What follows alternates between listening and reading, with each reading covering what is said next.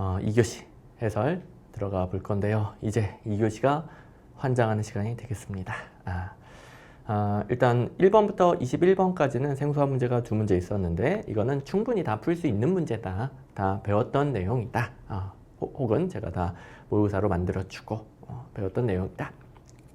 그래서 21번까지는 일단 다 맞춰주셔야 됩니다. 합격하시려면은 이 1교시에 있는 내용을 틀리면 안 됩니다. 그리고 이제 22번부터 40번까지 총 19문제 중 무려 10문제 10문제가 생소한 문제이거나 100점 방지요. 4문제는 아예 그냥 대비도 불가능. 저도 못 풀겠어요.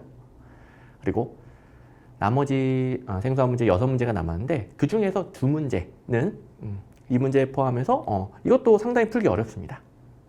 그래서 제가 이 시험에서 6문제는 틀려도 된다라고 처음에 말씀을 드렸죠. 85점, 어마어마하게 높은 점수.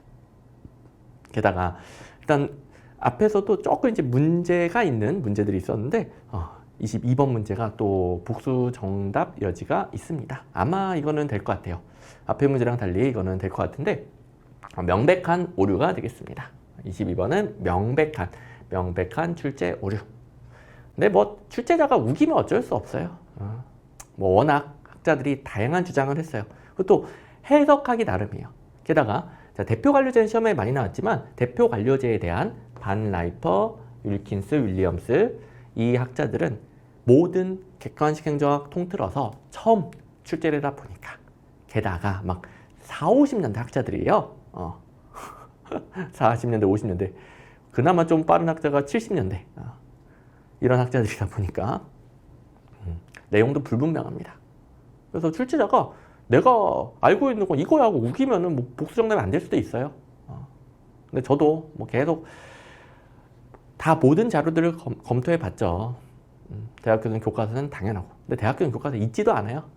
근데 그래도 꾸역꾸역 찾아서 확인 다 했는데 이거는 거의 뭐 명백한 출제 오류 같고요. 복수 정답을 인정을 안 하면 좀 문제가 있을 것 같습니다. 아무튼 이게 그냥 가다반 오류일 수도 있어요. 가다반 오류. 이게 문제 오류는 아니거든요. 제가 조금 잘못 말했는데 문제 오류가 아니라 그냥 가다반 오류일 수가 있어요. 그래서 복수 정답이 아니라 그냥 그 최종 정답이 수정될 수 있다는 의미였어요. 최종 정답 수정. 그래서 문제 자체는 오류는 없습니다. 정답이 잘못 나왔어요. 가다반 2번으로 나왔는데 정답은 3번입니다. 자, 일단 윌킨스, 윌리엄스 앞으로 공부 안 하셔도 돼요. 이 문제 그냥 찢어버리세요. 괜찮습니다. 물론 뭐 킹슬리는 알아야 되고 처음 도입했죠. 그 다음에 4번은 너무너무 중요하죠. 1번, 4번은 중요한데 특히 이제 4번 제일 중요합니다. 4번 별표 마구마구. 먼저 처리할까요? 할당제를 실시하다 보니까 역차별 문제가 발생할 수 있죠. 이건 뭐 하도 자세히 배우고 기출문제도 많으니까 설명을 생략하고 어쨌든 이제 1번, 4번을 제낀 다음에 이제 2번, 3번 이제 해설을 드리면 자 대표 관료제 하면 소극적 대표성이 적적 대표성으로 전이되는 걸 가정하는 이론이죠. 근데 그 가정에 대해서 어떤 학자들은 실제로는 전이가 안 될 수 있다 비판도 하고요. 그다음에 어떤 학자들은 아니야 실제로도 될 수도 있어 동조도 하겠죠. 근데 윌킨스랑 윌리엄스는 동조하는 학자예요. 동조. 소극적 대표성이 적적 대표성으로 전이 연결될 수 있다라고 보는 학자들이에요. 그래서 아마도 가다반 오류인 것 같습니다. 그래서 복수 정답은 아니에요. 제가 잘못 말했어요. 아무튼 2번 옳은 거. 자, 반 라이퍼는 비례대표까지 대표 관리 확대하면서 사회집단 구성과 관료집단 구성의 비율을 동일하게 유지하는 걸 강조했습니다. 자, 우리 비례대표로 확대한 건 크렌츠로 배웠죠. 크렌츠. 그래서 혹시 뭐 2번 보자마자 크렌츠 아닌가 땡 했으면 어쩔 수가 없어요. 여태까지는 비례대표 확대는 크렌츠만 나왔어요. 근데 이 내용을 아주 오래전에 거의 한 80년 전에 80년 전에 반 라이퍼가 말한 걸 크렌츠가 같이 주장을 한 거예요. 근데 어쨌든 여태까지 시험은 킹슬리가 도입했고 크렌츠가 비례대표를 확대했다까지만 출제가 됐기 때문에 이거는 2번 찍고 틀려서도 어쩔 수 없음. 몇십 년 전 학자까지 다 공부할 수가 없는 내용이에요. 그것도 그동안 많이 출제됐으면 해야죠. 그런 것도 아니고 앞으로도 마찬가지입니다. 자, 아무튼 2번. 지금 2번을 찍어서 가다번상으로는 정답이니까 이게 맞았다고 점수에 반영하신 분들은 조금 기분이 안 좋으실 수 있겠네요. 근데 제 생각으로는 이제 3번이 될 것 같아요. 뭐 저는 최대한 객관적으로 정확한 걸 전달을 드려야 되니까요. 뭐 어쩔 수가 없네요. 그거는.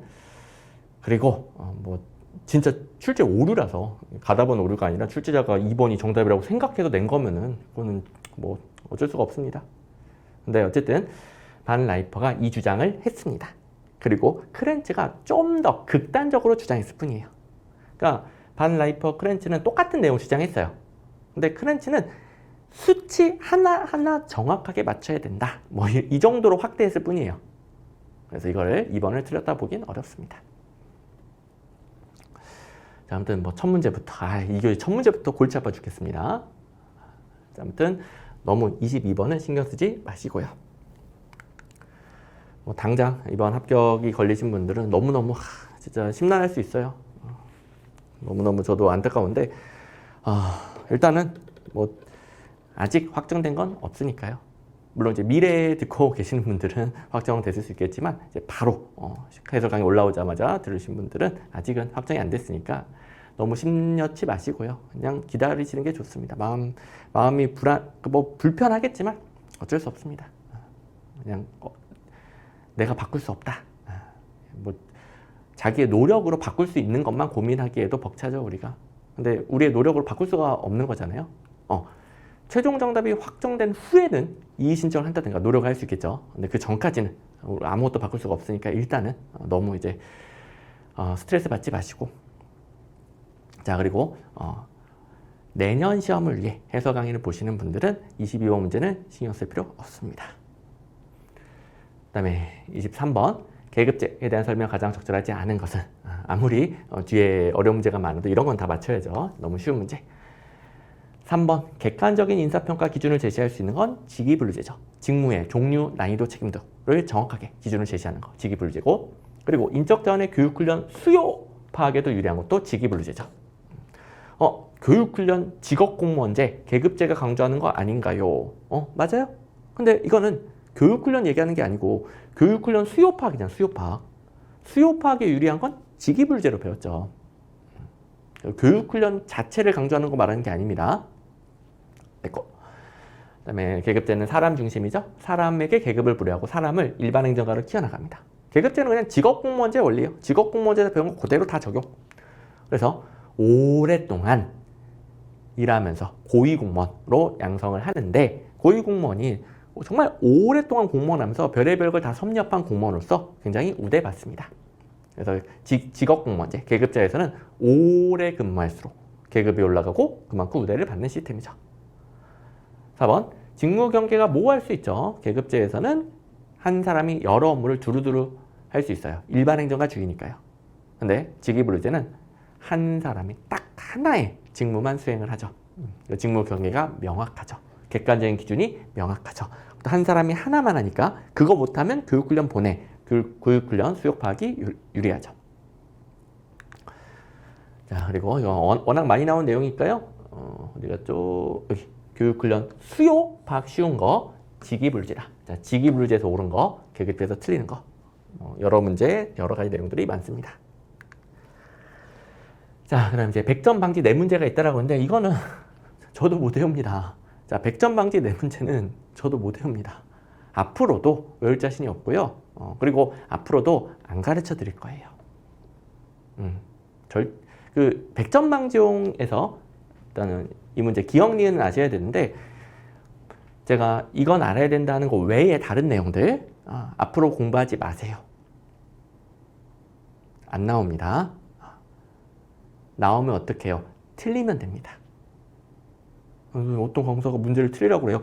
이걸 틀려야 다른 걸, 그러니까 합격을 위해 필요한 걸 더 많이 반복해서 점수가 더 높아집니다. 이런 걸, 자, 100점 방지용 4문제는 틀리셔야 돼요. 자, 틀려야 됩니다, 이걸. 그래야 4문제만 틀리고 90점. 조금 더 틀리고 87.5, 85 이렇게 맞을 수가 있는 거예요. 이 네 문제를 틀려야 85점 이상이 가능합니다. 이걸 대비하려고 하면 택도 없는 점수가 나옵니다. 엄청나게 점수가 떨어질 거예요. 엄청나게. 시험이 더 쉽게 나와도 떨어질 거예요. 자, 초반에 말씀드렸죠. 1교시 처음 시작할 때 말씀드렸죠. 절대로 마음 흔들리면 안 됩니다. 이런 문제는 모든 수험생들이 대비 불가능. 모두 다 틀리는 거예요. 저는 밥만 먹고 행정학 연구해도 이런 거 다 못 외운다니까요. 근데 저와 달리 업무도 하셔야죠. 뭐 가족 관련된 일도 있을 수 있고, 그리고 다른 과목도 공부해야 되고, 주관식도 해야 되고, 못 외웁니다. 자, 아무튼 15 임용에 대해서 기억, 니은은 다 배운 거고요. 5급 공무원은 1년, 6급 이하 공무원은 6개월. 이게 뭐 원칙이죠. 그다음에 니은, 휴직, 직위해제, 징계에 따른 기간은 15 임용 기간 당연히 넣으면 안 되겠죠. 그래서 기억, 니은은 기출문제집에 다 있고 배운 내용이에요. 그래서 기출문제집에 뭐 공무원의 15기간 3개월 땡, 3개월 땡, 5급은 1년, 6급 이하는 6개월, 그리고 5번에 휴직한 기간, 직위해제, 징계에 따른 기간 산입되지 않는다, 옳은 거, 뭐 이런 거 다 있으니까 기억, 니은은 일단 옳다 해두시고, 이제 옳은 거 고르는 거니까 정답이 2, 3, 4번 중에 하나가 나오잖아요. 근데 디귿, 리을은 뭐 어떻게 풀 수가 없어요. 그래서 정답률이 25% 아니죠. 셋 중에 찍는 거니까 33.3%. 그래서 실질적으로는 풀 수가 없습니다. 뭐 찍어서 맞았으면 찍어서 맞을 수밖에 없는 거죠. 어쨌든 디귿, 이거는 임용령 쪽이에요. 기억, 니은은 국가공무원법인데 공무원 임용령 규정을 또 추가하면 공부 범위가 엄청나게 늘어나고요. 그리고 디귿, 리을 한 번도 출제된 적이 없습니다. 15 임용 기간 중에는 공무원은 정규 공무원으로 임용할 경우에 면직과는 달리 임용심사위원회 의결을 생략할 수 있다. 이게 임용심사위원회가 이름 그대로 임용에 관련된 걸 심사할 거 아닙니까? 그때 15 기간 중에 있는 공무원을 정규 공무원으로 임용할 때 또 심사를 생략하면 안 된다는 규정이 있습니다. 의결을 받아야 된다, 이런 규정이 있습니다. 근데 이거는 생략할 수 있다도 그럴듯한 게 15 기간을 채웠고 문제가 없었단 말이에요. 그러면 일일이 다 심사하는데 이것도 조금 별로란 말이에요. 그래서 디귿을 옳다라고 판단할 수도 있단 말이에요. 그러니까 규정을 다 외우는 건 불가능하고요. 그 다음에 모르면 모르는 대로 OX를 판단해야 되는데 이거는 이런 거 말이 안 되지 땡, 이렇게 풀기는 어렵습니다. 어쨌든 면직과 마찬가지로 임용심사위원 의결을 얻어야 된대요. 그 다음에 리을, 경징계 사유에 해당하는 비위를 2회 이상 저지른 경우에는 면직할 수 있다. 자, 일단 이거는 15 기간 중에요. 경징계 사유에 해당하는 비위를 2회 이상. 그러면은 경징계인지 중징계인지 외워야 되겠고 2회 이상인지 아닌지 외워야 되겠고 이런 걸 정확하게 외워야 리을 옳다라고 판단할 수 있는 거죠. 근데 이거는 정확히 나름 아닙니까? 자, 이제 뒤에 있는 문제 중에 규정을 몰라도 이건 말이 안 된다, 땡! 이거는 무조건 옳다, 이런 것들 요령을 가르쳐 드릴 건데 이거는 요령이 없습니다. 그러니까 잘못 낸 거죠. 잘못 냈다라는 게 변별력이 없게 낸 거죠. 변별력이. 자, 행정학을 공부하면 공부할수록 흔히 말하는 뭐 통밥이 쌓인다, 뭐 내공이 쌓인다. 그 오래 공부하면은 그런 게 쌓여가지고 몰라도 푸는 문제들이 늘어납니다. 그리고 저한테 이제 요령을 배우고 훈련할수록 더 정답률이 올라가고요. 그런데 이거는 그런 게 없어요. 변별력도 없고요. 그래서 24번은 틀려서도 괜찮고, 그러니까 틀려야만 하고요. 기억, 니은만 앞으로 잘 챙기시면 되겠습니다. 어쨌든 정답은 3번. 자, 그 다음에 25번. 이건 이제 맞춰야 되겠죠. 시험 타당성은 어마어마하게 잘 나오죠. 적절한 거. 자, 일단 1, 2번 같이 보시면 예측적 타당성, 동시적 타당성 검증은 다 기준 타당성을 검증하는 거죠. 쉬운 내용.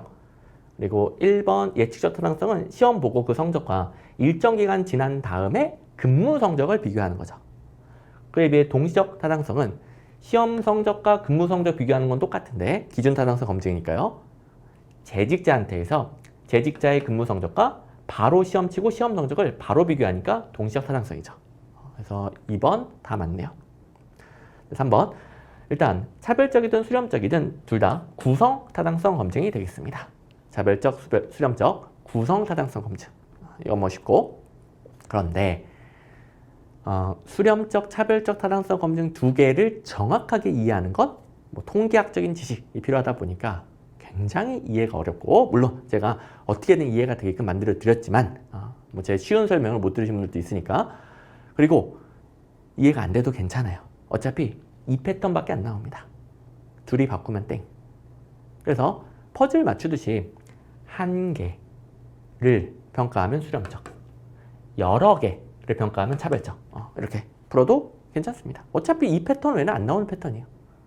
자, 수렴적은 한 가지를 평가하는데 방법은 여러 가지. 그리고 차별적은 여러 개를 평가하는데 방법은 한 가지예요. 그래서 이 퍼즐 맞추듯이 공부하시면 되겠습니다. 안 그러면 너무 이해도 어려운데 이해했다라고 해서 또 문제가 풀리는 건 아니거든요. 이게 훨씬 더 효율적입니다.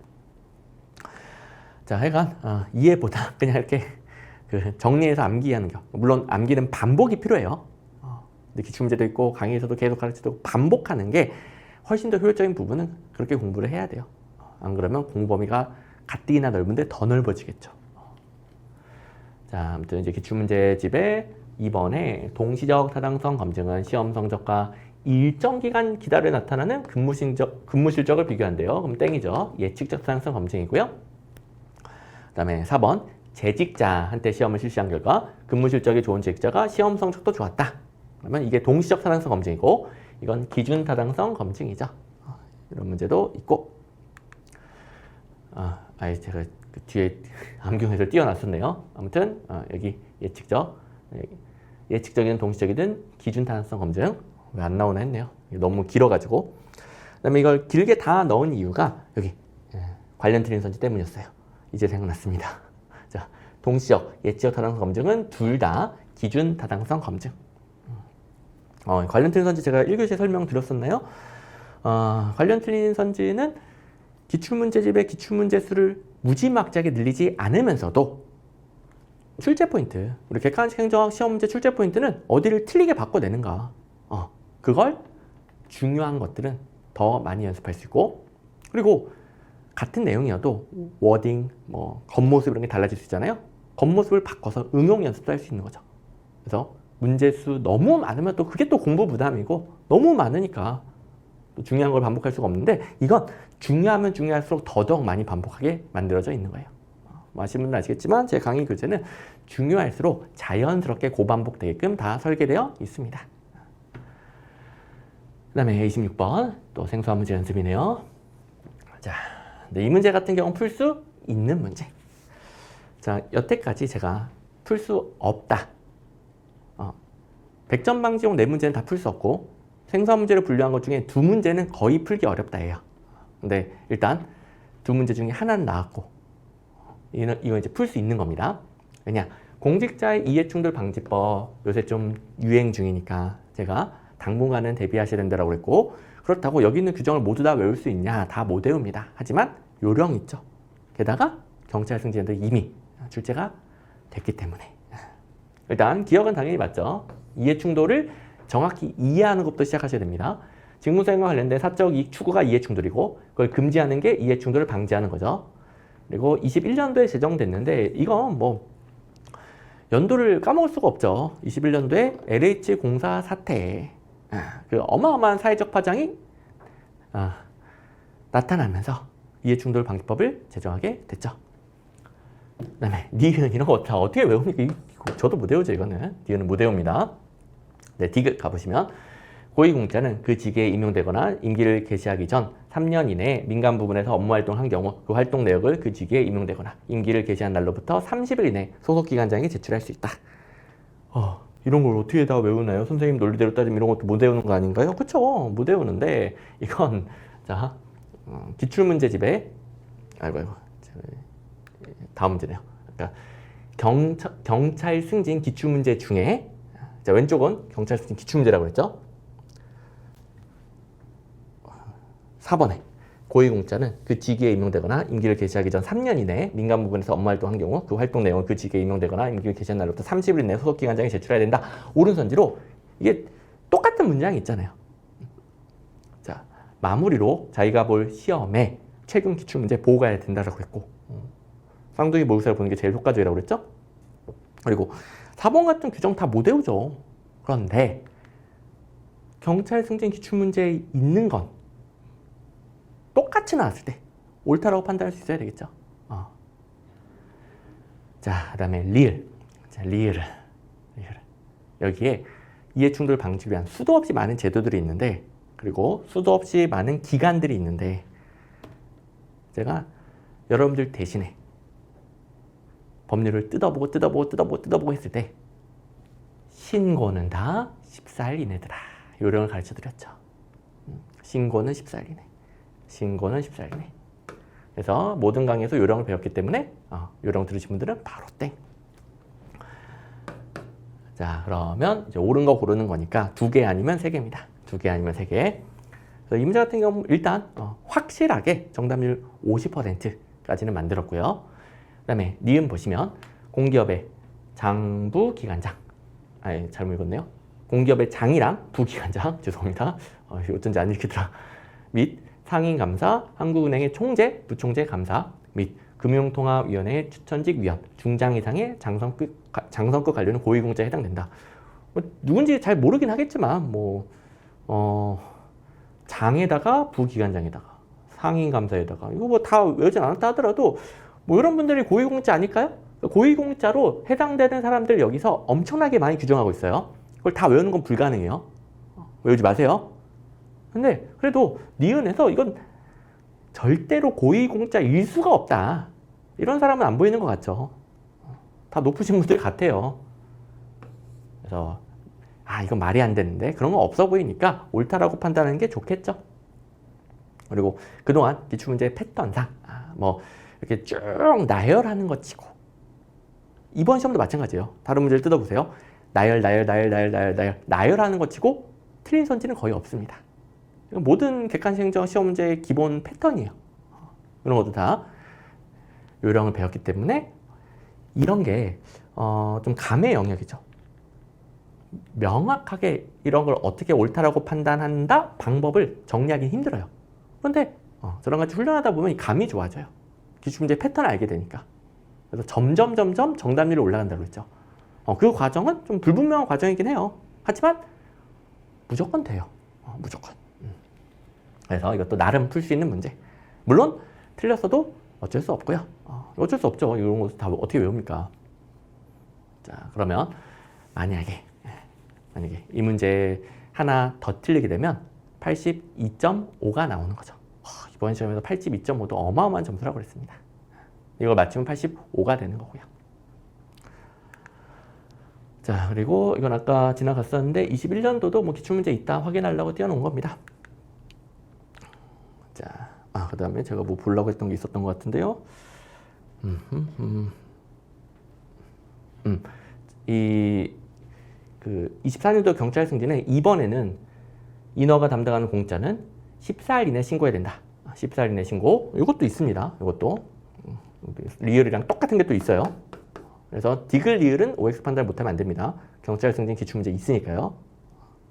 어쨌든 리을은 제가 요령을 가르쳐 준 거니까 더 쉽게 풀었을 것이고, 그 다음에 27번 기금에 대해서 또 생소한 문제. 지금 뒷부분 환장합니다. 일단 기억은 기본, 국가가 특정한 목적을 위해서 특정한 자금을 신축적으로 운영하고요. 출제 포인트, 법률 설치 체크해야죠. 다른 걸 설치하면 땡이고, 법률 설치. 그 다음에 또 출제 포인트가 3개나 있어요. 세입세출 예산 외로 운영해야 돼요. 세입세출 예산 내로 운영하는 땡이고요. 외로 완벽합니다. 기억은 거의 3문제가 합쳐져 있네요. 그 다음에 니은 2007년에 법률 개정 역사, 그러니까 최근 몇 년 동안 법률이 어떻게 개정되는지 이런 것도 파악하기 어려운데 어떻게 10몇 년 전까지 다 법률 개정 역사를 파악합니까? 저도 못 외워요. 절대로 공부하지 마세요. 저도 못 외워 이거는. 디귿 기금관리 주체는 매 회계연도 지출금액을 다음 연도에 이월하에 사용할 수 없다. 이거는 2월이 원칙적으로 금지되어 있는 건데 신축적인 예산 집행을 위해 예외적으로 허용되는 거죠. 우리 예산 집행의 신축성 확보 장치들은 예외적으로 신축성을 부여하는 거잖아요. 그래서 2월 당연히 원칙적으로 안 되는데 다만 연도 내에 지출 원인 행위를 하고 불가피한 사유로 연도 내에 지출하지 못한 금액은 이월할 수 있죠. 이거는 불가피한 사유니까 사고 이월이 되겠죠. 사고 이월. 뭐 예산이든 기금이든 사고 이월 가능하죠. 자, 요령. 예산하고 기금하고 별도잖아요. 별도. 하지만 웬만한 제도들은 둘 다 포함된다라고 그랬습니다. 운용은 별도지만 웬만한 제도는 둘 다 포함된다. 웬만하면. 물론 기금 쪽이 신축성이 더 높아요. 그래서 웬만하면 둘 다 포함되고 기금 쪽은 집행할 때 신축성이 더 높습니다. 그러면 디귿을 틀렸다고 하면 안 되죠. 웬만하면 일반에게 특별하게 기금 다 제도들이 똑같이 적용이 되고 웬만하면 게다가 기금은 신축성이 더 높아요. 근데 2월은 뭐라고요? 신축성 확보 장치예요. 예산 쪽은 되고 기금은 안 되고 그럴 리가 없죠. 그럴 리가 없죠. 됐죠? 기금을 이해하고 있으면 정확하게 이 규정을 외우지 않았어도 옳다라고 판단할 수 있는 거고요.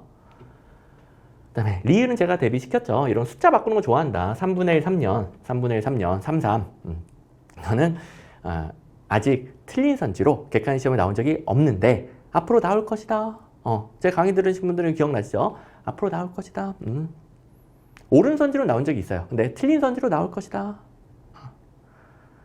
자, 제가 찍어주는 것들은 다 근거가 있는 것들이기 때문에 한 번도 안 나온 것들도 제가 말씀드린 패턴이랑 똑같이 나옵니다. 똑같이. 제가 찍어주는 것들, 근거가 있는 것들은 뭐가 나온다 수준이 아니라 여기 틀리게 바꿔냅니다 까지도 똑같이 나와요. 똑같이. 아주 쉽게 리을 골라냈을 것이고 매년 3분의 1 운용 실태를 조사평가해야 되겠죠. 그리고 3년마다 기금의 존치 여부를 평가하는 거죠. 그 다음에 미음.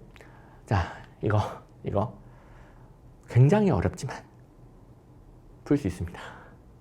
굉장히 어렵지만 미음. 기금관리 주체는 기금운용 계획 변경안을 국회에 제출해야 되나. 근데 예외가 있죠. 100분의 20. 그러니까 20% 이내인 경우에는 그냥 바꿔도 돼요.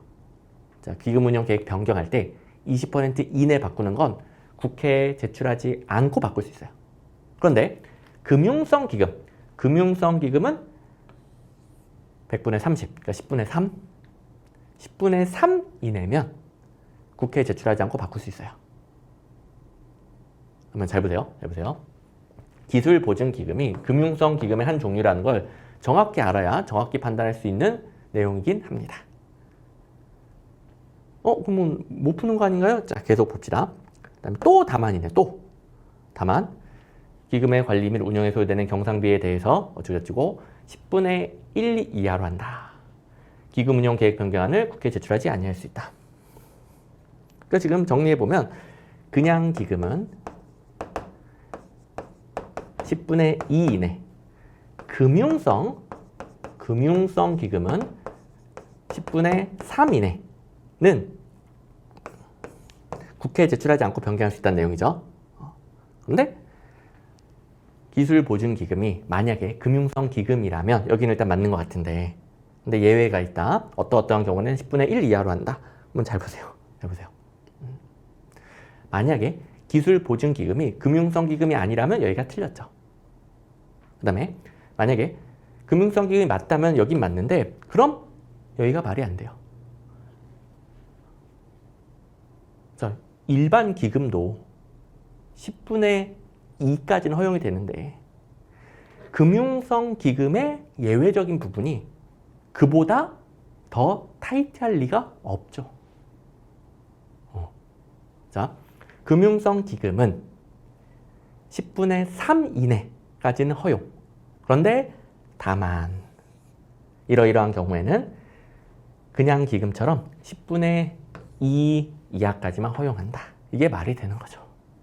그렇잖아요. 금융성 기금은 신축성을 더 많이 부여하는, 그러니까 자금의 융통이니까 신축성이 많이 필요해서 신축성을 더 많이 부여하는 곳이란 말이에요. 그래서 이 안에서 예외가 있더라도 적어도 20%보다는 넘어야 되겠죠. 그러니까 적어도 20%는 돼야 되겠죠. 적어도. 다른 기금만큼은 돼야죠. 금융성 기금은 자 이렇게 생각하시면 됩니다. 기금보다 신축성이 더 높다. 자, 이런데 헷갈릴 수 있으니까 금융성 기금은 그 외 기금보다 신축성이 높다. 그리고 금융성 기금에 예외가 있더라도 그래도 일반 기금보다는 신축성이 크거나 같아야 돼요. 그래야 말이 되는 거라고요. 그래서 여기가 이상하다는 거 알 수 있죠. 물론 이게 쉽다는 건 아닙니다. 당연히 실제 시험에서 긴박한 상황 속에 이런 거 적용하기 어려울 수 있는데 이런 걸 연습하다 보면 점점점 정답률이 올라간다고요. 점점점. 자, 쉬운 거 아니에요. 쉽다라고 한 적 없습니다. 쉬운 거 아닌데 같이 훈련하면서 점점 잘 됩니다. 그리고 이 모든 규정, 괄호 안에 있는 규정까지 전부 다 외우는 시간 투자를 안 해도 훨씬 적은 시간 투자로도 점점점 정답률이 올라갑니다. 제가 그걸 강조드리고 싶었던 거예요. 아무튼 이제 어려운 문제는 맞습니다. 틀릴 수 있습니다. 자, 그러면 일단은 옳은 거 기억, 니은, 디귿 아니면은 기억, 디귿. 그래서 일단은 정답률 50%까지는 만들어 놨습니다. 그리고 니은을 확인해 보시면 국가재정법에 의해 기존 기금관리기본법이 폐지되었다. 일단 이건 말이 될 수밖에 없죠. 왜냐하면 국가재정법이 기금에 대해서 다 규정하고 있단 말이에요. 그러면 국가재정법이 세입세출 예산 기금 다 규정하니까 기금관리에 관련된 별도의 법률은 없겠죠. 국가재정법이 다 하니까. 이제 연도가 문제가 되는데 연도까지는 웬만하면은 틀리게 되진 않습니다. 낼 수도 있지만 웬만하면은. 지금 출제 포인트가 있잖아요. 국가재정법이 싹 흡수했다 이런 포인트가 있잖아요. 그래서 역시 이제 니은도 감의 영역이긴 하지만 감이 점점점 좋아지게 되면은 고르게 되는 거예요. 자, 당연히 틀렸을 수 있습니다. 아주 어려운 문제입니다. 그래서 이 문제까지 틀릴 수 있습니다. 자, 어쨌든 우리가 이제 앞으로를 위해 훈련을 해봤고요. 자, 그 다음에 기출문제 있는 거 확인해야죠. 기억, 기억은 1번에 있는 거. 그리고 어디 갔지? 3년마다 기금의 존치여부를 평가해야 되는데 리을 5년마다로 있으니까 땡이고 이건 이제 옳은 선지는 있었다라고 그랬죠. 그 다음에 4번 보시면 금융성 기금 외의 기금은 변경 범위가 10분의 2 이하인 경우 가능한 거죠. 금융성 기금은 10분의 3. 그걸 바탕으로 또 응용할 수 있어야 되겠고. 아무튼 일부는 기출문제집에 있습니다. 그 다음에 28번. 요거 생소한 문제인데요. 조세출 예산에 대해서 이거는 조세출을 이해하고 있으면 풀 수는 있습니다. 근데 저도 못 가르쳐 드린 내용들은 좀 포함되어 있는데 이건 다 이해를 하면 푸는 거라서 한번 여러분들이 강의 시간에 이해한 걸 정확히 적용했는지 확인해 보시기 바랍니다. 기억, 행정부의 조세지출을 입법부 차원에서 통제하려는 거죠. 그게 조세출 예산 제도다. 조세 감면이나 비과세 등의 대상을 정확히 파악하여 재정부담 형평성을 높이려고 조세출 예산제도를 도입했죠. 이건 다 배우는 거. 니은, 조세지출은 보조금이다 하면 틀리는데 보조금 성격을 가진다는 옳은 거죠. 그 다음에 이 두 번째 줄, 이런 것들은 저도 다 가르쳐드리지 못했는데 조세지출은 세금 깎아주는 거잖아요. 그리고 보조금 주는 것과 비슷한 성격이라는 거잖아요. 그러면 특정 수출 기업에게 보조금을 팍팍팍팍 주면 또는 조세 지출을 많이 허용해줘서 세금을 팍팍 깎아주면 그 수출 기업이 외국에서 팔 때 더 저렴하게 팔 수 있겠죠. 그러면 그 해외 국가는 외국에서 갑자기 조세출 그 보조금 이런 거 받아가지고 저렴하게 판매해버리면은 자기 기업들 덜 팔리니까 무역 분쟁이 발생할 수 있는 거죠. 그죠? 예를 들어서 우리 테무, 알리 이런 데서 어마어마하게 싸게 팔잖아요. 근데 중국이 테무, 알리한테 조세출을 더 많이 해주는 거예요. 우리나라에 더 싸게 들어오겠죠. 우리나라 기업들 엄청나게 반발하겠죠. 그렇게 생각하시면 됩니다. 그래서 이거는 조세출을 이해하고 있으면 옳다라고 판단할 수 있는 겁니다. 그 다음에 디귿, 조세출 예산제도는 부정한 조세출을 방지하게 하는 거죠. 기억하고 디귿하고 다 같은 취지죠. 재정정책 효과도 판단하는 거고요. 오케이. 기억, 디귿은 다 배운 내용이고.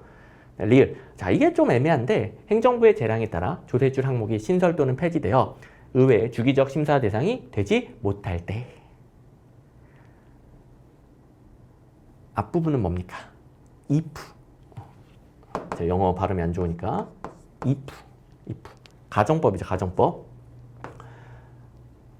행정부가 이런다가 아니고요. 만약에 그렇다면 조세출 예산제도의 의미가 상실될 수 있다. 자, 앞부분은 OX를 판단할 필요가 없습니다. 앞부분은. if니까 if. 만약에 그렇다면 조세출 예산제도의 의미가 상실된다. 이 관계만 보시면 되겠는데 원래 조세지출은 법률로 정해야죠. 조세출을 내역을 바꾸던 폐지하든 다 법률로 규정해야 돼요. 그래서 행정부가 뭐 재량에 따라 신설 폐지한다고 이거 땡인가? 이렇게 판단하시는 분들도 있을 텐데 이거는 만약에 그렇다면이에요. 만약에 그렇다면. 그러니까 그렇게 판단하시면 안 되겠고 자, 아시다시피 조세출은 입법부가 법률로 정해야 되는데 만약 행정부의 재량에 따라 조세출 항목이 신설 폐지되어 의회의 주기적 심사 대상이 되지 못한다면 조세출 예산제도의 의미가 상실될 수 있다. 이러면 옳은 거죠. 됐죠? 아무튼 이제 좀 어려운 내용이긴 합니다. 그 다음에 미음. 자, 이거는 조세출에도 직접 감면, 간접 감면 이렇게 구분할 수 있는데 처음 출제됐어요. 모든 객관시험 통틀어 처음 출제됐고 이걸 대비 못했어도 상관없습니다. 저도 안 가르쳐드린 내용이에요. 이런 거 다 못합니다.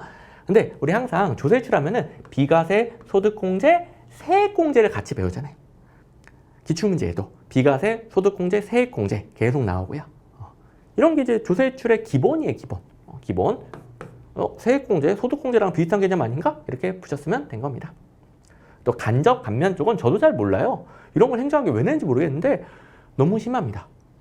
자, 간접 감면 쪽에 있는 건 저도 어떤 방식인지 모릅니다. 저 뭐 세무사 회계사 아니고요. 행정학 강사예요. 행정학 시험에 이런 거 같이 너무 심합니다. 자, 그래서 나머지는 공부할 필요는 없겠습니다. 자, 보시면 세금을 직접 깎아주는 게 부과를 안 한다. 그 다음에 세금의 원천인 소득을 낮춰준다가 공제해준다죠. 그 다음에 애초에 세금을 깎아준다가 세액 공제예요. 직접적인 거죠.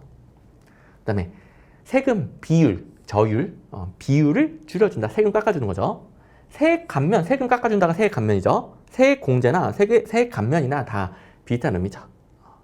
이런 식으로 의미, 이름만 알아도 직접 깎아주는 거네. 이런 건 파악할 수 있습니다. 그러니까 조세지출이 직접 지출이라는 땡이죠. 직접 지출이라는 게 아니라 조세지출은 세금을 깎아주는 간접 지출인데 그 중에 직접 깎아주는 게 방금 말한 것들이다. 간접적으로 깎아주는 건 저도 잘 모르겠습니다. 여러분도 앞으로 공부하지 마시고요. 공부하면 안 됩니다.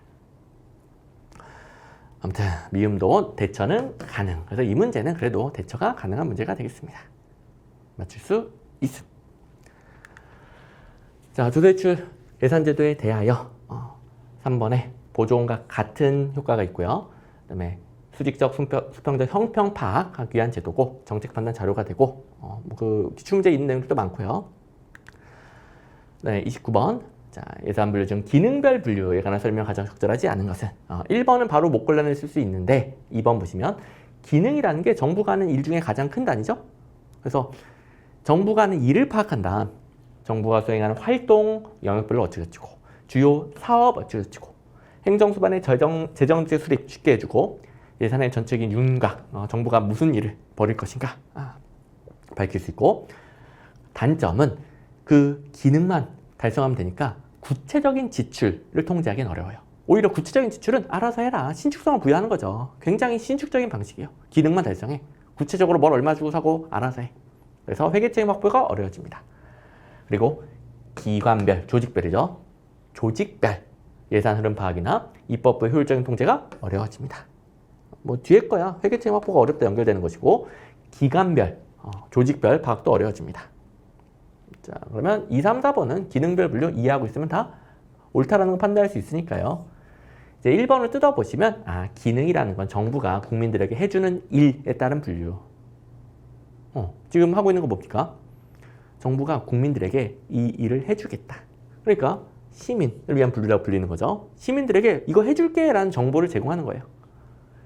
이거 해줄게. 돈을 버는 거예요? 돈을 쓰는 거죠. 돈을 쓰는 겁니다. 기능별 분류는 세출에 적용되는 분류 방식이 되겠습니다. 자, 1번. 기능별 분류는 세입은 적용되지 않는다. 이것까지는 제가 가르쳐 드리지는 못했어요. 뭐 한 번도 나온 적이 없는 내용이라.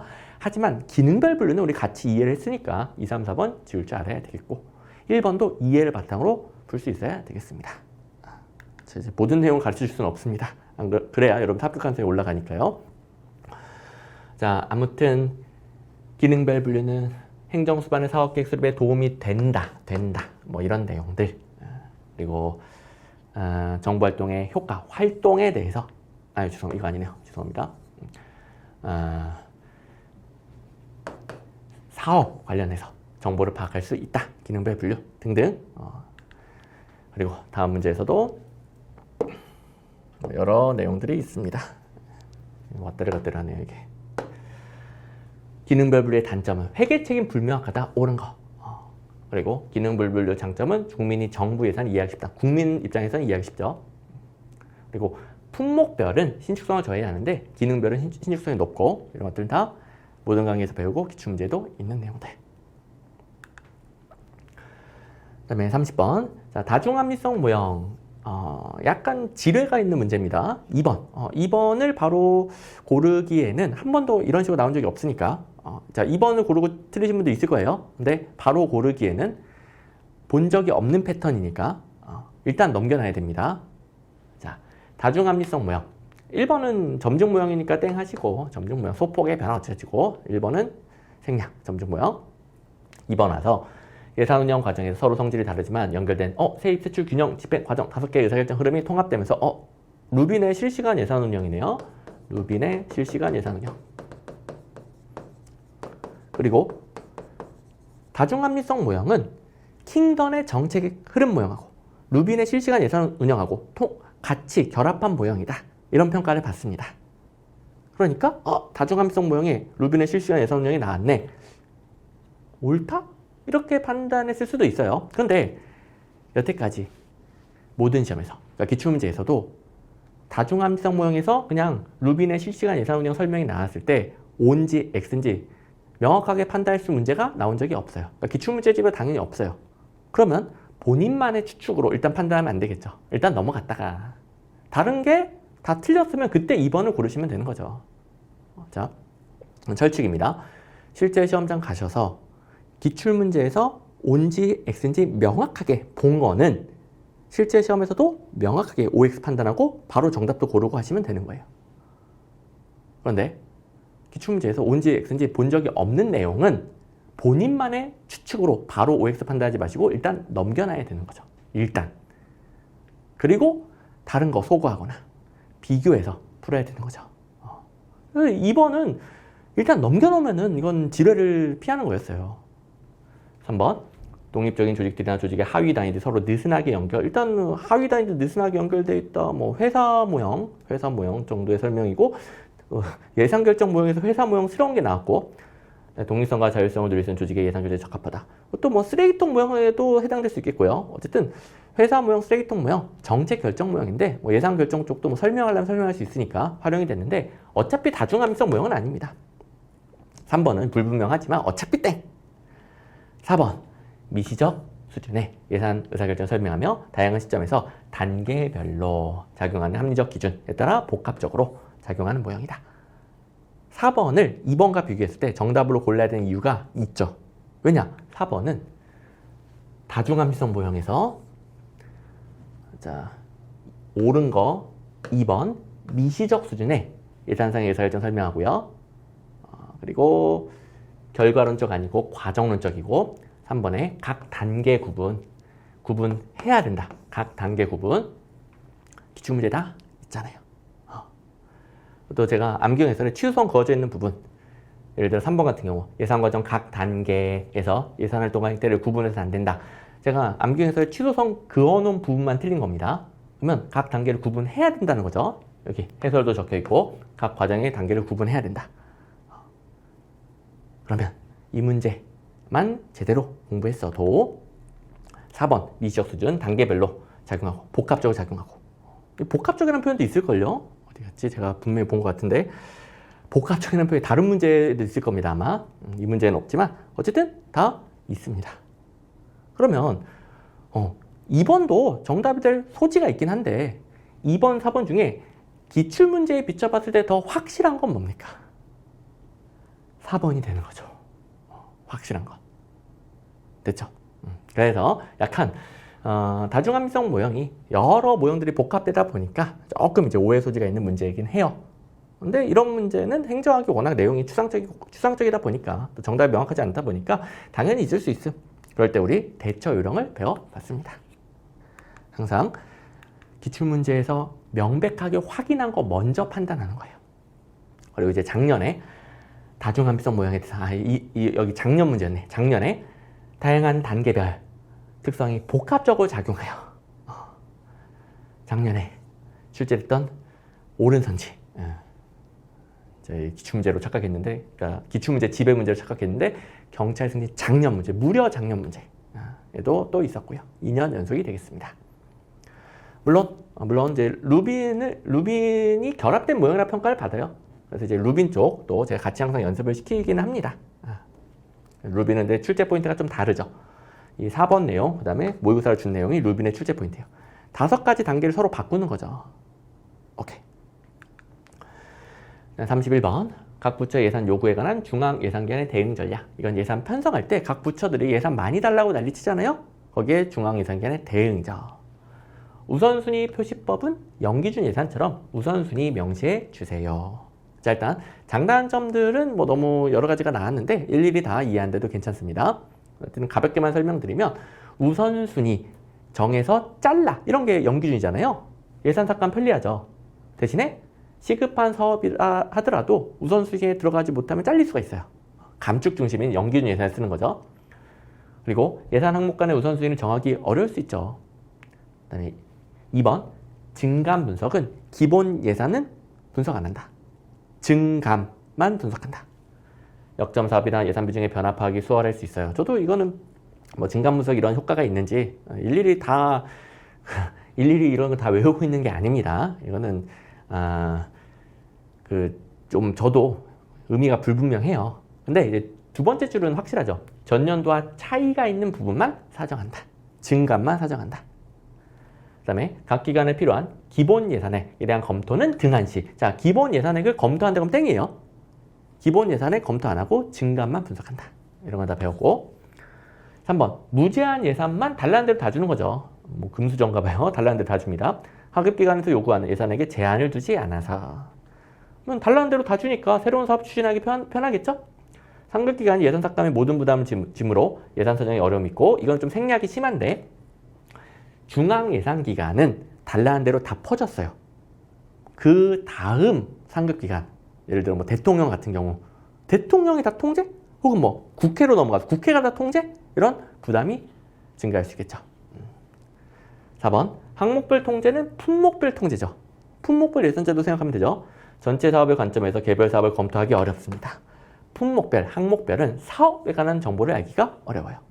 그리고 여기 좀 어려운 내용들이 있고, 뭐 저도 이게 무슨 말이지 이런 것들도 있지만, 적어도 4번은 기출문제집에 각 부처 예산욕에 대한 중앙예산기관의 대응 전략 중 3번 항목별 통제법은 전체 사업의 관점에서 개별 사업을 검토하기 힘들다. 옳은 선지 있단 말이에요. 전체 사업의 관점에서 개별 사업을 검토, 전체 사업의 관점에서 개별 사업을 검토, 토시 하나 안 틀리고 똑같은 문장, 힘들다. 기출문제에 있는 것들은 정확히 판단할 수 있어야 되겠고요. 그 다음에 두 번째 부분은 무슨 말인지 몰라도 문제 푸는데 지장이 없죠. 참고만 하시면 한 직원이 모든 부처의 인건비 어쩌고, 인건비, 공공요금 이런 것들이 품목들인데 이런 단일 항목을 사정할 수 있다. 그러니까 일일이 하나하나 구체적 지출에 대해서, 품목에 대해서 얼마. 그러니까 품목별 예산제도 그냥 가계부 쓰는 거잖아요. 가계부 검토하는 거 한 직원이 할 수 있는 거죠. 그런 내용인데 중요한 건 아닙니다. 이 첫 번째 줄로 그냥 풀 수 있죠. 자, 그다음에 32번 100점 방지입니다. 찢어버리면 되겠고, 저도 못 외우는 규정입니다. 저도 실제 시험을 제가 쳤다. 못 풉니다. 제가 못 외우는 거, 제가 못 푸는 거 대비하시면 점수가 무지막지하게 떨어진다고 그랬죠. 하여간 제가 안 가르쳐 드리는 것들은 공부하지 않아야 합격 가능성이 높아진다. 자, 절대로 불안해하지 마시고, 아니면은 시험에 떨어질까봐 불안해진 거니까, 불안하면 불안할수록 시험 합격 가능성 더 높이는 방법으로 공부하시면 되겠고, 제가 알려드리는 게 합격 가능성을 훨씬 더 높이는 방법. 찢어버립니다. 심지어 중요도도 없다고 해놨죠. 100점 방지 중에서도 중요도 C라도 다루는 것도 있는데 이건 중요도 없음. 중요도 없으면 찢어버리는 거예요. 앞으로도 공부하지 마시고. 어쨌든 이거 여기가 틀리긴 했는데 자 보시면 수입 징수간 이런 사람 이거 읽지 맙시다. 요령만 챙길게요. 요령만. 니은 수입은 법령에 정한 바에 따라 징수 수납돼야 되며 특별한 규정이 있는 경우를 제외하고는 각 중앙관세 장은 소관 수입을 직접 사용할 수 있다. 자, 각 중앙관세 장은 특별한 규정이 있는 경우를 제외하고는 소관 수입을 직접 사용해서는 안 된다라는 규정이 있습니다. 그걸 이제 바꿔낸 거고요. 그다음에 디귿 출납이 완결된 연도에 속하는 지출급을 반납했어요. 그러면 현 연도 수입에 편입될 수밖에 없어요. 디귿은 좀 상식적으로 판단은 가능합니다. 무슨 말이냐? 예를 들어 1월에 제가 카드를 썼는데 2월에 그걸 취소했어요. 예를 들어 여행 가기 위해 1월에 숙소 예약을 했는데 2월에 취소했습니다. 그러면 1월 카드 실적에서 깎이는 건 불가능하죠. 1월 카드 실적은 확정이 됐으니까요. 그러면 2월 카드 실적에서 마이너스로 잡히죠.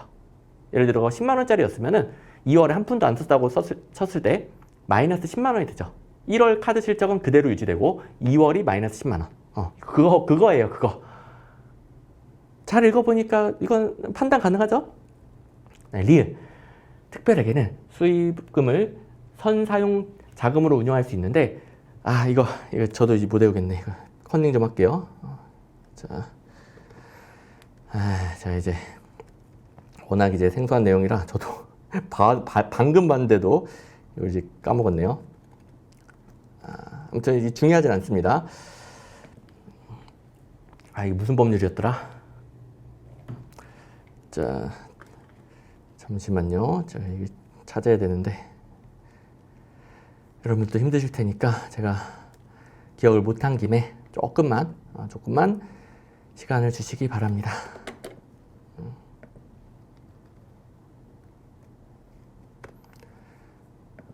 저도 이제 좀 말을 쉬어야 되겠네요.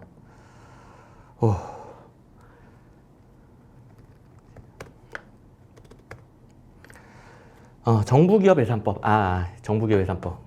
자, 특별회계 중에서 기업 특별회계가 있죠. 기업 특별회계.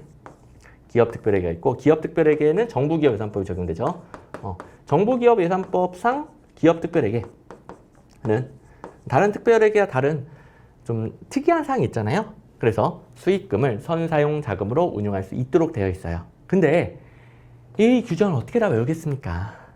저도 못 외운다니까요. 자, 찢어버린다. 자, 그리고 제가 아까 약속드린 거 하나 안 한 게 있었네요. 리더 구성원 교환 이론, 그 학자 이름 가르쳐 드린다고 했는데 물론 뭐 제가 해설지에는 다 넣어놨지만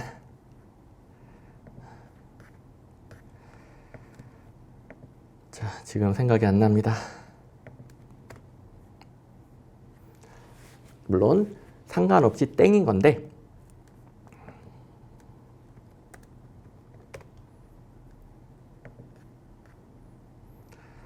저도 이 학자 안 유명한 학자라서 외워지지가 않네요. 학자가 많아요 좀. 댄스로 그레인 하가, 그 다음에 울비엔 이렇게 이 이론들을 초기에 주장한 학자들이 있고 또 후기에 완성시킨 학자들이 있습니다. 근데 이거는 외우지는 마시고요. 저도 못 외우잖아요. 오케이. 넘어가고요.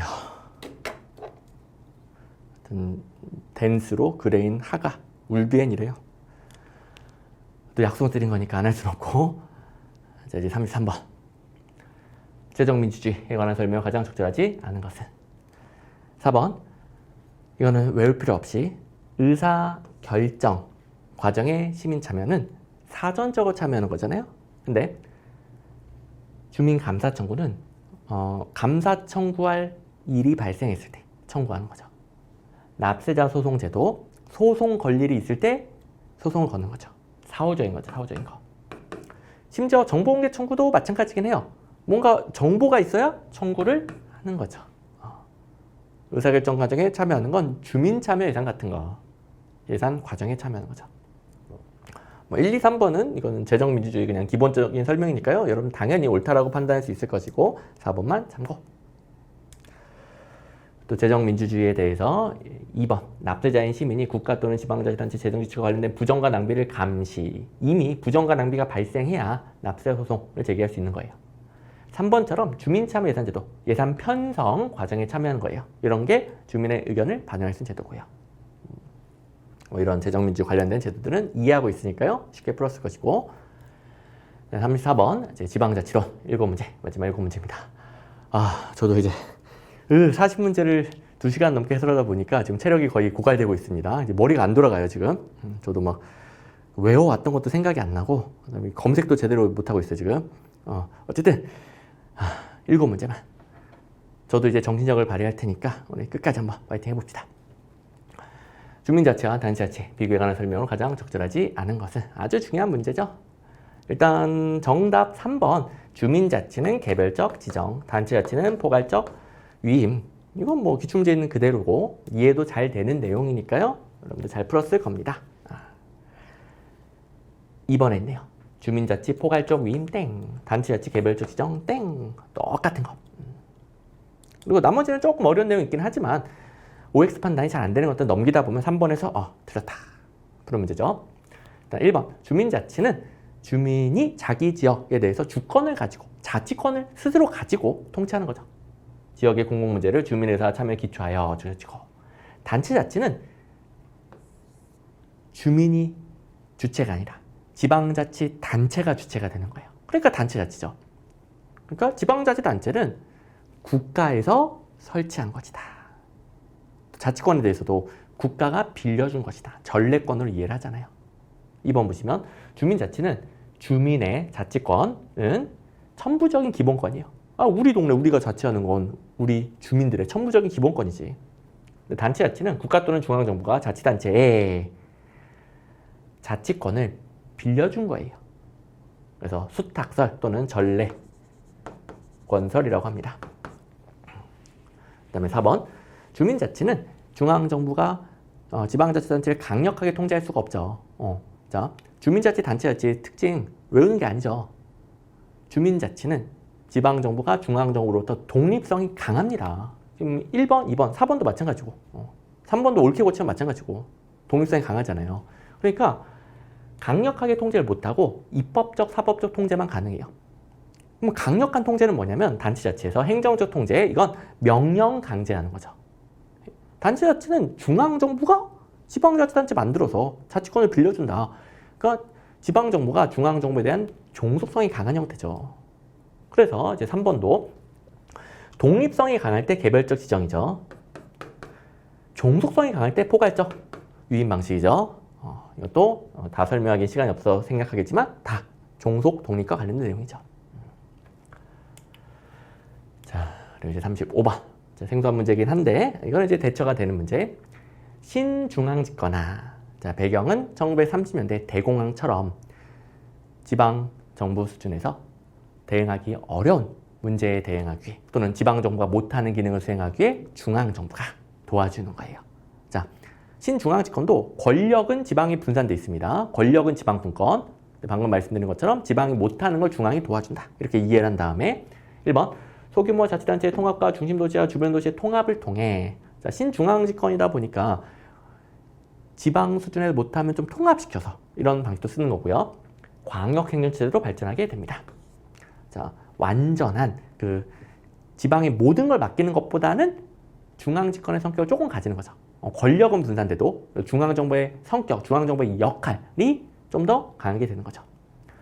2번 현대 산업 사회로 진행하면서 행정기능의 양적 증가, 질적 복잡화로 국가지방 공동소관 사무가 증가하면서 국가 직속 기관들이 늘어나고 있다. 이것도 국가의 역할이 증가하고 있습니다. 괜찮죠? 3번 경제성장을 견인하기 위해 국가의 공공재원인 보조금과 교부금에 의한 행정이 늘어나면서 사전적, 사후적 통제, 국가의 통제죠. 괜찮죠? 그러니까 1, 2, 3번은 완전히 중앙집권하는 건 아니지만 중앙정부, 국가의 역할이 늘어나고 있는 거예요. 4번 혼자만 딴소리하고 있죠. 위임사무보다 고유사무의 비중이 커지면 지방정부의 고유한 사무 비중이 커진 거잖아요. 국가가 위임 사무는 적어지고 국가 역할이 줄어드는 거네요. 4번과 같은 패턴 한 번도 출제된 적이 없는데 생소한 문제긴 한데 이런 문제 푸는 요령은 우리 정말 많이 연습했죠. 특히 이제 모의고사 강의들에서 기출 강의도 마찬가지고요. 문제를 보는 기출 강의부터 각종 모의고사 강의에서 정말 많이 연습했죠. 뭐죠? 한 가지 개념에 대해서 선지 4개 중에 혼자 딴소리 하는 게 답이다.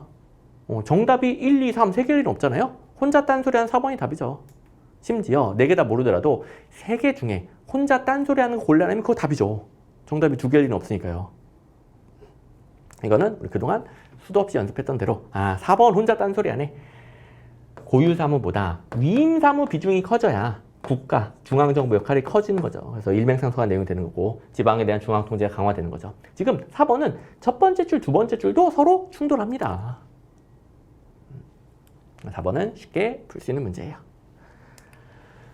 36번 지방자치단체의 계층 적절하지 않은 거. 자, 1번 중앙정부와 지방자치단체가 직접 연결되면 단층제죠. 지방자치단체 하나밖에 없다는 소리죠. 표현만 달렸을 뿐. 근데 이 사이에 중간에 다른 지방자치단체가 존재하면 중층제. 예를 들어 우리나라는 중앙정부, 광역자치단체, 기초자치단체 있는 것처럼. 2번 우리나라는 광역과 기초 2계층의 중층제. 그리고 여기까지가 광역, 시군구가 기초죠. 이거는 뭐 상식이니까요. 3번 이제 메인인데요. 단층제는 기초자치단체와 중앙정부 간의 의사 전달이 원활해요. 바로바로 의사 전달하면 되죠. 중간에 아무것도 없잖아요. 여기 다 설명해 줬죠. 직접 연결. 그리고 지방의 특수성이 고려가 되는 거예요. 단층제는 애초에 중앙정부가 지방정부를 통제를 덜 하겠다는 거예요. 보세요. 단층제는 중앙정부 있고 지방자치단체 있고 끝. 중앙정부가 모든 지방정부 다 관장하는 거잖아요. 이건 애초에 통제를 덜 하겠다. 알아서 해, 알아서. 단층제는 지방의 특수성을 고려하는 방식. 그 다음에 4번 중층제는 광역, 기초 이렇게 공공기능의 분업적 수행이 가능하죠. 대신에 한 지역에 광역자치단체, 기초자치단체 여러 개가 있으니까 책임 누가 지느냐 책임이 모여질 수 있습니다. 다 쉬운 문제였고 기출문제에도 갑자기 안 보이노. 여기 있네요. 지역 특수성에 맞는 지역 특수성을 고려해 주는 거 중층제 땡 단층제 이런 문제도 있었고요. 그 다음에 37번 이거는 요령은 있지만 이 지방채무, 지방채권에 대해서도 이렇게까지는 저도 잘 모릅니다. 어쨌든 요령만 배워봅시다. 채무부담의 원인이 될 행위에 대해서 조례로 정할 수 있다가 출제 포인트가 되겠는데 채무부담. 근데 이런 규정들은 기출문제에 좀 많이 나옵니다. 자, 지방채 발행하려면 법률이 정하는 바에 따라 지방채를 발행할 수 있어요. 채권 발행, 빌리는 거 아닙니까?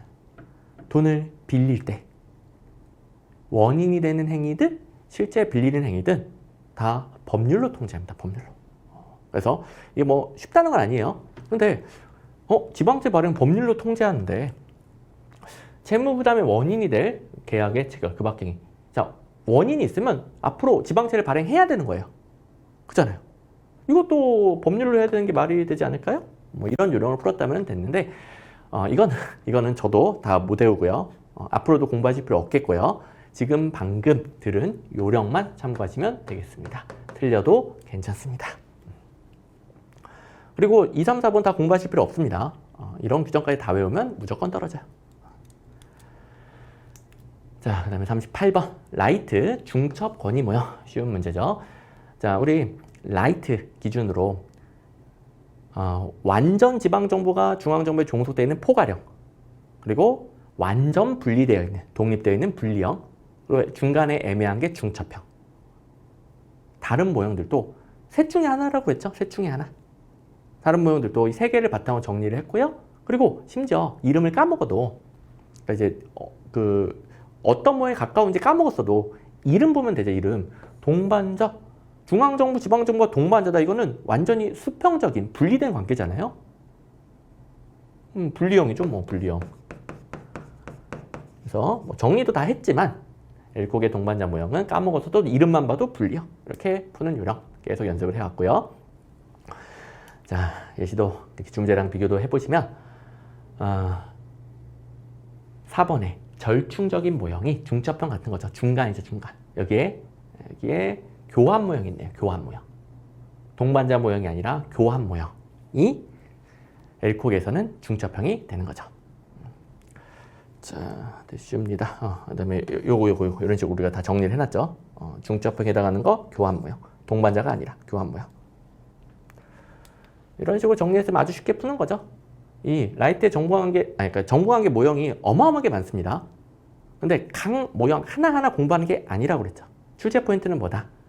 완전히 종속, 완전히 분리, 중간에 애매한 거.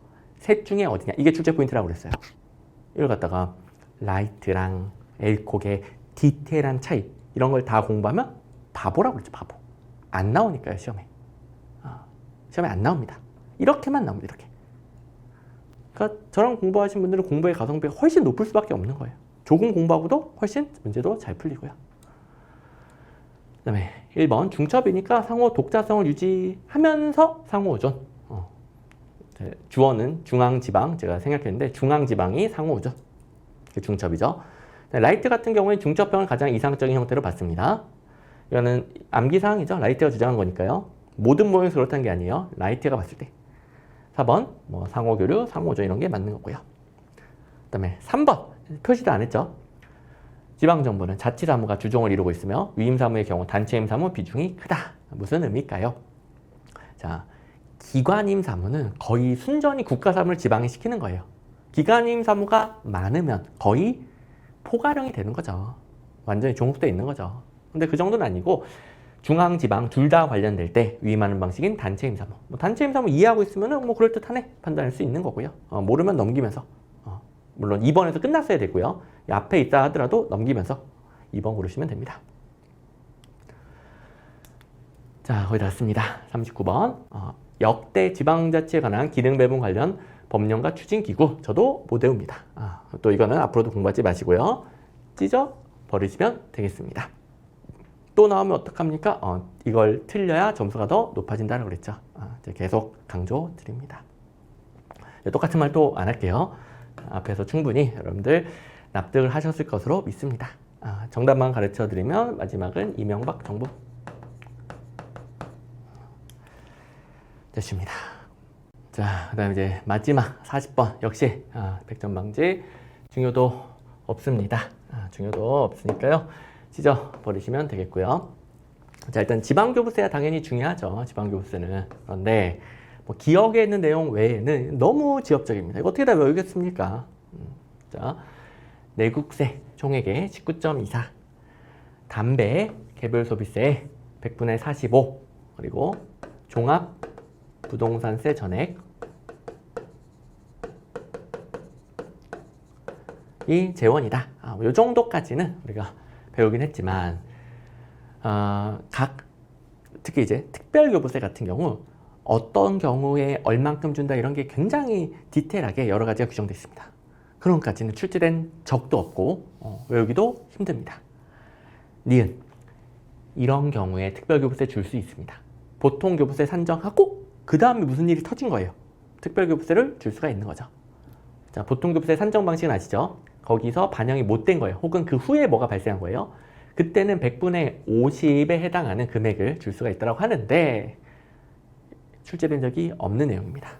앞으로도 희박한 내용이니까요. 이거 공부할 필요 없습니다.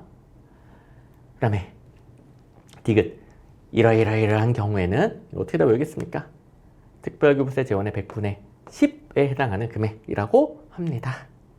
저도 그 해설하려고 외운 거지 다 못 외웁니다 이거. 그 다음에 소방안전 교부세 중에서 소방인력의 인건비로 우선 충당해야 되는 건 100분의 25. 그러니까 소방안전 교부세는 담배 개별 소비세의 45%, 요게 이제 소방안전 교부세로 교부가 되죠. 그 중에 100분의 25 말하는 겁니다. 이건 알아야죠. 담배 개별 소비세의 45%는 소방안전 교부세로 간다. 종합부동산세 전액은 부동산 교부세로 간다. 이건 알아야 되지만 여기까지는 자, 100분의 45 중에서 100분의, 그러니까 이제 45 중에서라기보다는 담배 개별 소비세 중에서 100분의 25, 100분의 25가 소방인력이 인건비로 충당이 돼야 된대요. 그리고 미음, 행안부 장관이 지방교부세 담당하고 특별교부세 교부 여부를 심사하고 교부를 하죠. 이건 알아야 돼요. 제가 표시는 안 했지만, 이 문제하고는 상관이 없어서 표시는 안 했지만, 행정안전부 장관이 특별교부세 교부한다는 챙기시고, 여기다가 뭐 기획예산처 장관이 어쩌고 하면 땡이죠. 그런데 특별교부세 교부하는 경우 민간에게 지원하는 보조사업에 대해서는 교부할 수 없다. 이런 규정들은 무수히 많기 때문에 다 외울 수가 없습니다. 그래서 어쨌든 옳은 건 기억 미음이긴 한데 기억 외에는 참고하시면 되겠고요. 나머지 필요 없습니다. 저희 뭐 또 나와도 어쩔 수가 없다니까요. 또 이걸 틀려야 더 점수가 높아집니다. 자, 일단 기출문제라고 달려있는 28문제 70점 원칙은 무조건 앞으로 다 맞추셔야 돼요. 자, 처음에도 강조드렸지만 여기서 자, 이제 문제 번호 다 확인했죠. 해설제도 있고 여기서 많이 틀렸는데 처음 보는 문제 때문에 내가 시험 망했다 그렇게 생각하면 안 됩니다. 이거 모든 강의에서 배우고 기출문제집에 다 있는 걸 제대로 반복하지 않았기 때문에 점수가 낮은 겁니다. 근데 만약에 70점어치 다 맞추고 여기서도 어느 정도 대처하고 찍어서 맞췄어요. 그래서 70점 후반 가까이 왔어요. 그 다음에 생소한 문제 어떻게 하지? 고민하는 건 고민해도 되는 거죠. 됐죠? 자, 그리고 생소한 문제 같은 경우에는 중요도를 제가 다 일일이 표시를 해놨는데 5번 공공가치관리론, 그 다음에 16번, 그 다음에 35번 내용들 제가 중요도 B로 달아놓은 것들은 계속 자주 출제될 수 있습니다. 아시다시피 중요도 A, B는 언제든 출제될 수 있어요. 당연히 A가 더 높지만 B도 언제든 출제될 수 있고 C는 강약 조절을 하셔야 됩니다. 너무 이제 하나하나 외우려고 집착하지 마시고 강약 조절해서 이런 내용 옳다. 그 다음에 여기 암경에서 보시면서 여기 바꾸면 틀리다. 이런 정도를 계속 파악해 두는 거죠. 그 다음에 100점 방충 문제는 첫 번째 24번만 그래도 중요도가 있고요. 나머지는 제가 다 찢어보려고 그랬죠. 그 다음에 24번도 15인용 자체는 원래부터 나오니까 어느 정도는 챙기되 디귿 리을은 공부할 필요 없다라고 그랬고요. 자, 공부를 안 해야 점수가 더 높아진 내용도 있는 겁니다. 공부 범위를 넓히는 것에 비례해서 점수가 오르는 게 아닙니다. 자, 제가 각종 객관식 행정학 시험, 대부분 이제 공무원 수험생들이 제일 많고, 그 외에도 객관식 행정학, 정말 여러 분야를 10년 넘게 수험생들 지도하고 합격생들을 배출하고 있는데, 그 중에 가장 불안감이 심하신 분들이 경정승진 시험 보시는 분들인 것 같아요. 아무래도 다른 수험생에 비해 인생이 걸렸다. 이렇게 더 그 조직 내에서 그 승진이라는 그 피말리는 싸움, 그 피말리는 그 경쟁에서 굉장히 스트레스를 많이 받으시는 것 같아요. 그러다 보니까 시험에 혹시라도 떨어질까 봐 불안감이 너무너무 크시고, 그리고 뭐 조직 내뿐만 아니라 인생이 걸렸다라는 게 가족을 책임지시고 있는 입장이잖아요. 그래서 가족이 없는 수험생, 공무원 좀 어린 친구들과 달리 인생이 걸린 그 중압감, 무게감이 어마어마하죠. 저도 그걸 다 이해하기 때문에 더더욱 합격 가능성을 높이는 방법으로 공부하라고 계속 간곡하게 말씀드리는 거예요.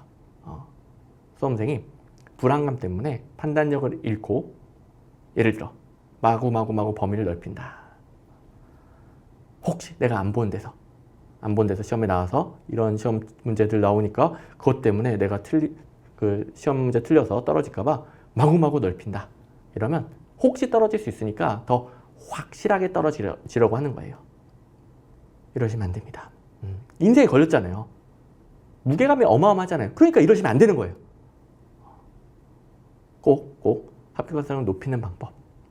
중심 잡고 우선순위 잡고, 그리고 그걸 바탕으로 넓힌다. 마구 넓히고 모든 걸 똑같이 보는 게 아닙니다. 동그라미 수도 없이 반복하시고요. 그리고 그걸 바탕으로 제가 근거가 있는 것들 찍어드리니까요. 챙기고 제가 훈련시키는 걸 바탕으로 챙긴다. 이렇게 하셔야 정말 그 원하시는 승진 이루실 수 있습니다. 자, 절대로 불안한 마음에 판단력을 잃으시면 안 되겠고 시험에 떨어질까 봐 불안할수록 제가 강조드린 것을 더 실천한다. 꼭 당부드립니다. 자, 그래서 이번 시험 이런 식으로 나와버리니까 정말 걱정이 많이 됩니다.